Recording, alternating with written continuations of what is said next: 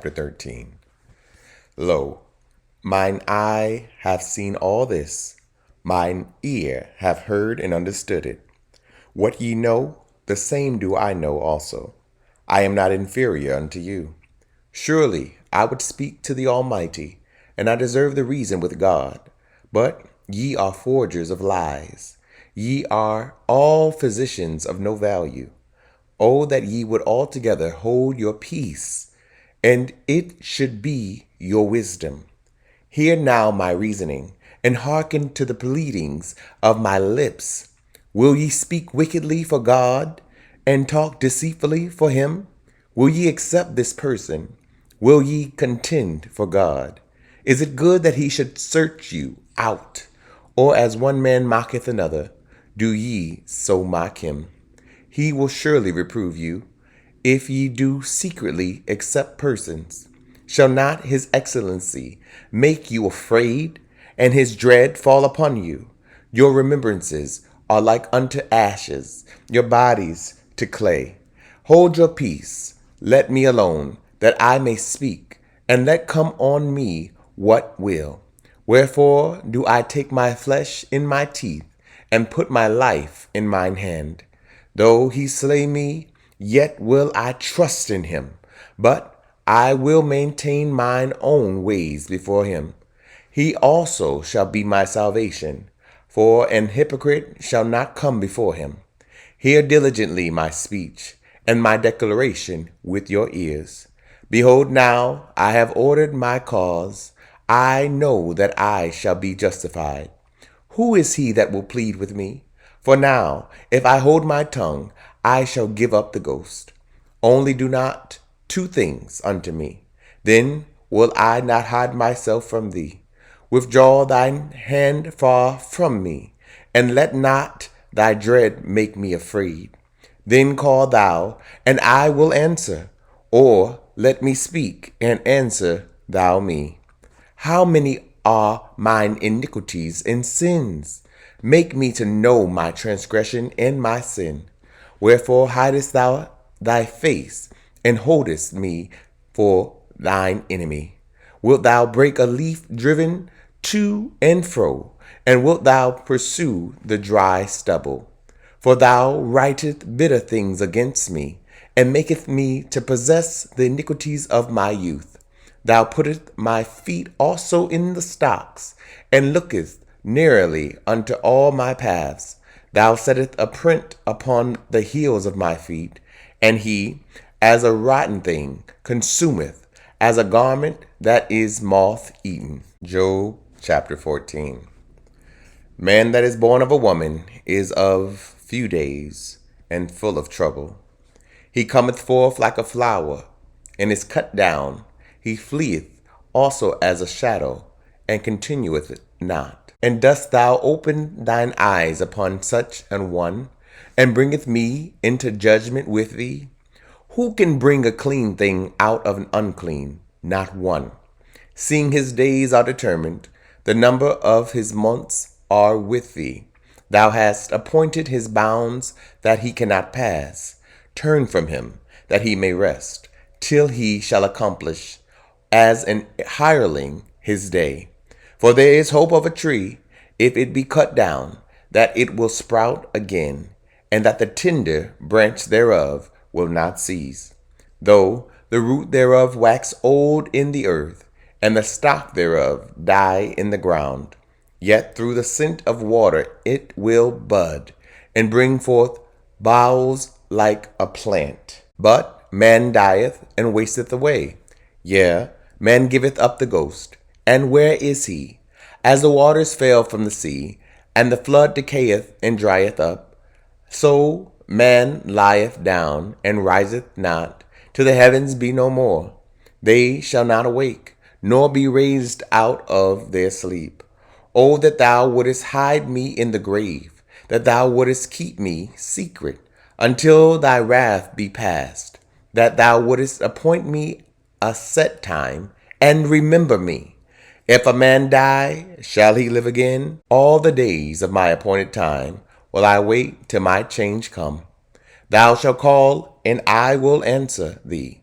Thou wilt have a desire to the work of thine hands. For now thou numberest my steps. Dost thou not watch over my sin? My transgression is sealed up in a bag, and thou sewest up mine iniquity. And surely the mountain falling cometh to naught, and the rock is removed out of his place. The waters wear the stones, thou washest away the things which grow out of the dust of the earth, and thou destroyest the hope of man. Thou prevaileth forever against him, and he passeth. Thou changeth his countenance, and sendeth him away. His sons come to honor, and he knoweth it not, and they are brought low, but he perceiveth it not of them. But his flesh upon him shall have pain, and his soul within him shall mourn. Job chapter 15. Then answered Eliphaz the Temanite and said, Should a wise man utter vain knowledge, and fill his belly with the east wind? Should he reason with unprofitable talk, or with speeches wherewith he can do no good? Yea, thou castest off fear, and restraineth prayer before God. For thy mouth uttereth thine iniquity, and thou choosest the tongue of the crafty. Thine own mouth condemneth thee, and not I. Yea, thine own lips testify against thee. Art thou the first man that was born, or wast thou made before the hills? Hast thou heard the secret of God, and dost thou restrain wisdom to thyself? What knowest thou that we know not? What understandest thou which is not in us? With us are both the gray-headed and very aged men, much elder than thy father. Are the consolations of God small with thee? Is there any secret thing with thee? Why doth thine heart carry thee away? And what do thy eyes wink at? That thou turnest thy spirit against God, and lettest such words go out of thy mouth. What is man, that he should be clean, and he which is born of a woman, that he should be righteous? Behold, he putteth no trust in his saints. Yea, the heavens are not clean in his sight. How much more abominable and filthy is man, which drinketh iniquity like water. I will show thee, hear me, and that which I have seen I will declare, which wise men have told from their fathers, and have not hid it, unto whom alone the earth was given, and no stranger passed among them. The wicked man travaileth with pain all his days, and the number of years is hidden to the oppressor. A dreadful sound is in his ears, and prosperity, the destroyer, shall come upon him. He believeth not that he shall return out of darkness, and he is waited for of the sword. He wandereth abroad for bread, saying, Where is it? He knoweth that the day of darkness is ready at his hand. Trouble and anguish shall make him afraid. They shall prevail against him, as a king ready to the battle. For he stretcheth out his hand against God, and strengtheneth himself against the Almighty. He runneth upon him, even on his neck, upon the thick bosses of his bucklers, because he covereth his face with his fatness, and maketh collops of fat on his flanks. And he dwelleth in desolate cities, and in houses which no man inhabiteth, which are ready to become heaps. He shall not be rich, neither shall his substance continue, neither shall he prolong the perfection thereof upon the earth. He shall not depart out of darkness. The flame shall dry up his branches, and by the breath of his mouth shall he go away. Let not him that is deceived trust in vanity, for vanity shall be his recompense. It shall be accomplished before his time, and his branch shall not be green. He shall shake off his upright grape as the vine, and shall cast off his flower as the olive. For the congregation of hypocrites shall be desolate, and fire shall consume the tabernacles of bribery. They conceive mischief, and bring forth vanity, and their belly prepareth deceit. Job chapter 16. Then Job answered and said, I have heard many such things. Miserable comforters are ye all. Shall vain words have an end? Or what emboldeneth thee that thou answerest? I also could speak as ye do, if your soul were in my soul's stead. I could heap up words against you, and shake mine head at you. But I would strengthen you with my mouth, and the moving of my lips should assuage your grief. Though I speak, my grief is not assuaged, and though I forbear, what am I eased? But now he hath made me weary. Thou hast made desolate all my company, and thou hast filled me with wrinkles, which is a witness against me. And my leanness, rising up in me, beareth witness to my face. He teareth me in his wrath, who hateth me. He gnasheth upon me with his teeth. Mine enemy sharpeneth his eyes upon me. They have gaped upon me with their mouth. They have smitten me upon the cheek reproachfully. They have gathered themselves together against me.